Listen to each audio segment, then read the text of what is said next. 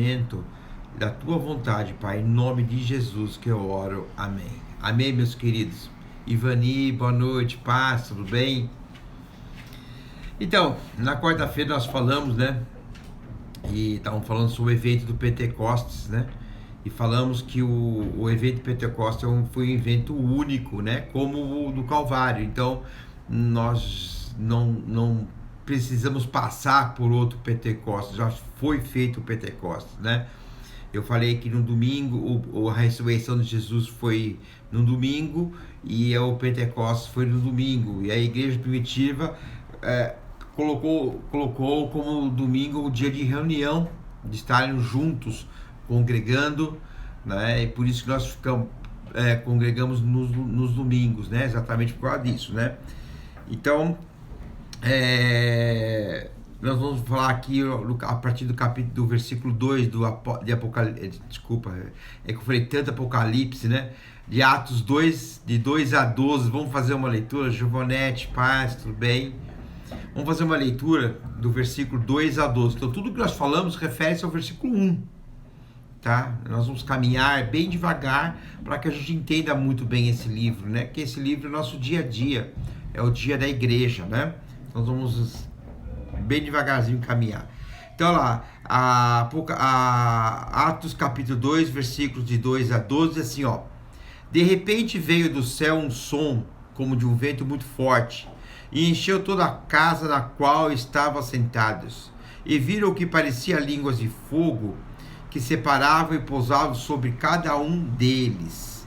Todos ficaram cheios do Espírito Santo e começaram a falar em outras línguas, conforme o Espírito os capacitava. Havia em Jerusalém judeus temente a Deus, vindo de todas as nações do mundo. Ouvindo-se este som, ajuntou-se a uma multidão que ficou perplexa, pois cada um os ouvia falar em sua própria língua. Atônitos e maravilhados, eles perguntavam: acaso não são galileus todos esses homens que estão falando? Então como os ouvimos, cada um de nós, em nossa própria língua materna? Pardos, medos, elamitas, habitantes de Mesopotâmia, Judéia, Capadócia, ponto da província da Ásia, Frígida, Panfilha, Egito e das partes da Líbia, próximo a Cirene, visitantes vindo de Roma, tanto judeus como convertidos ao judaísmo, cretenses e árabes. Nós os ouvimos declarar as maravilhas de Deus em nossa língua.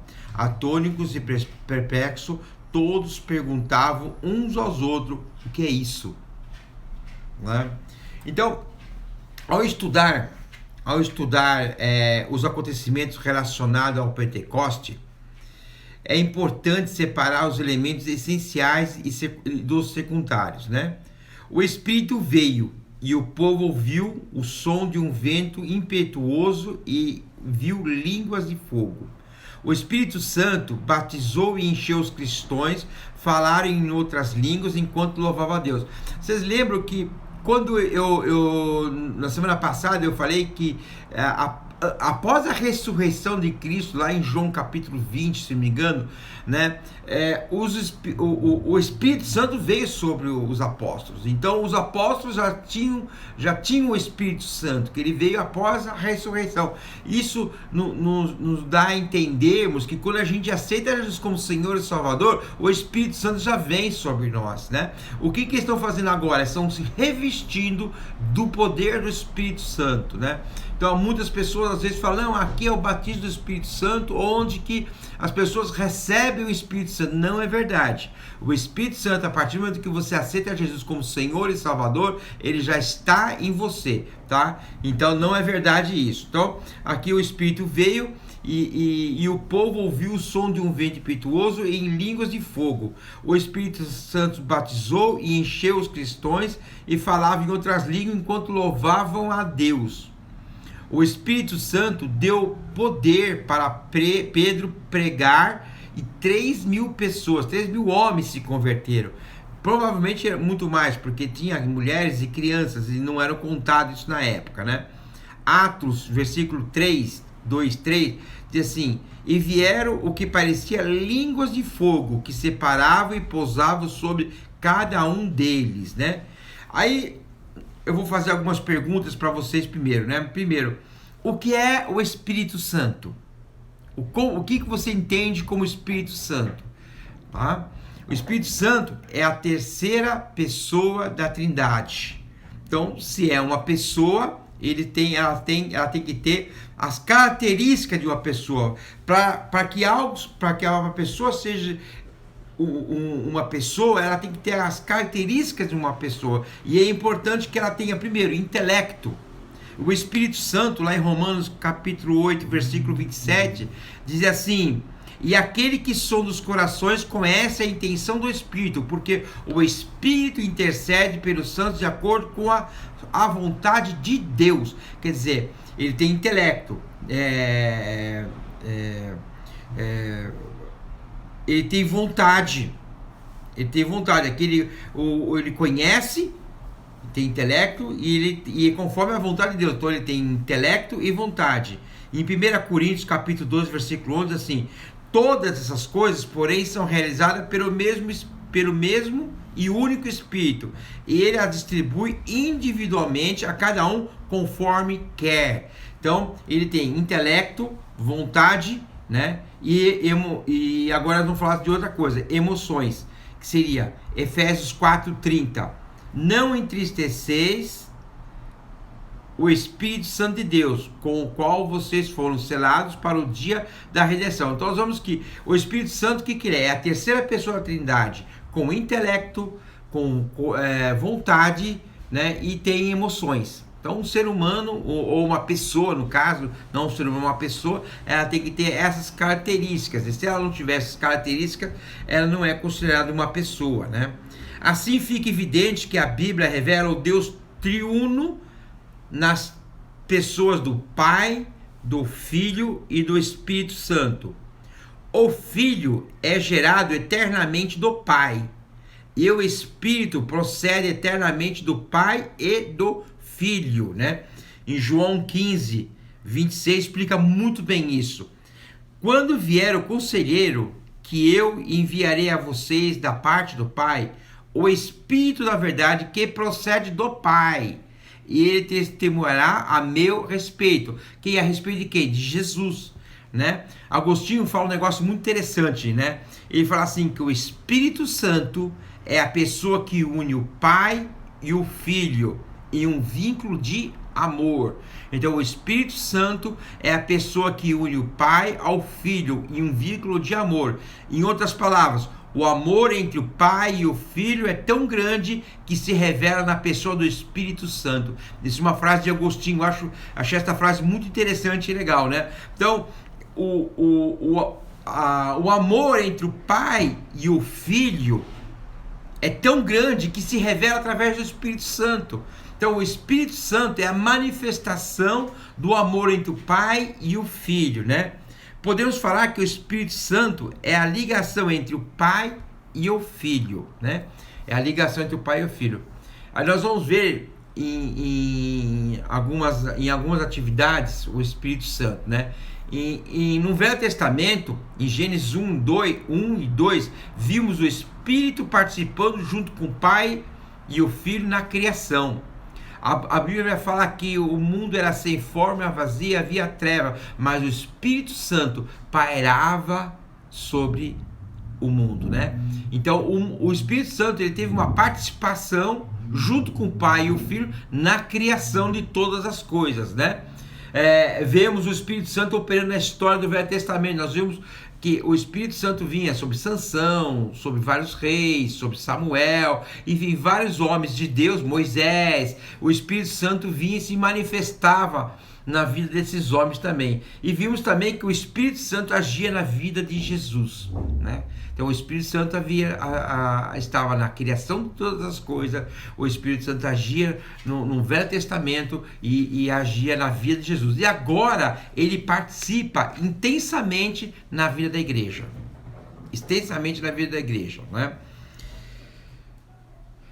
Agora, o Espírito Santo passaria a habitar habitar nas pessoas e não somente sobre elas. Por quê? O Espírito Santo, ele no Antigo Testamento, ele vinha sobre a pessoa. No mesmo jeito que na criação ele estava sobre o mundo, ele vinha sobre as pessoas. Ele não vinha na pessoa, mas ele vinha sobre as pessoas, né? E isso foi feito com várias pessoas, né? E a sua presença agora seria o que? Permanente. Então o Espírito Santo hoje ele vem sobre a pessoa e a presença dele é permanente em nós. Então a qualquer momento, a qualquer hora, nós estamos tendo contato, podemos ter contato com o Espírito Santo, porque ele está dentro de nós, o Espírito Santo, né? Não está mais sobre nós, né? Em João capítulo 14, versículo 16 a 17, diz assim: e eu pedirei ao Pai, e eles lhe dará um outro conselheiro, para estar com vocês para sempre. O Espírito da verdade, o mundo não pode recebê-lo, porque não o vê, nem o conhece, mas vocês o conhecem, pois ele vive em vocês e está em vocês. Então aí nós vemos que o Espírito Santo, ele vive em nós e está em nós. É uma diferença muito grande em relação ao Velho Testamento. Às vezes a gente fala isso, eu queria ser um dos apóstolos lá, na época que Jesus fazia os milagres. Eu queria ser Salomão, eu queria ter a experiência de Samuel, mas a gente vê que a experiência da igreja é muito maior. É muito maior. Por quê? Porque nós não temos aquele momento com Deus, nós temos Deus todos os momentos em nós, todos os momentos. E o Espírito Santo tem esse ministério, né? Eles não... Aqui fala também, o Espírito Santo só poderia vir quando a presença física de Jesus sai do nosso meio. Aí também tem uma diferença que a gente precisa ver bem interessante, bem dividida aqui, né? Primeiro, nós temos a pessoa do Pai, a pessoa do Filho e a do Espírito Santo, tá? Jesus hoje está onde? Onde Jesus está hoje? Onde, né? Ele está assentado à direita de Deus Pai.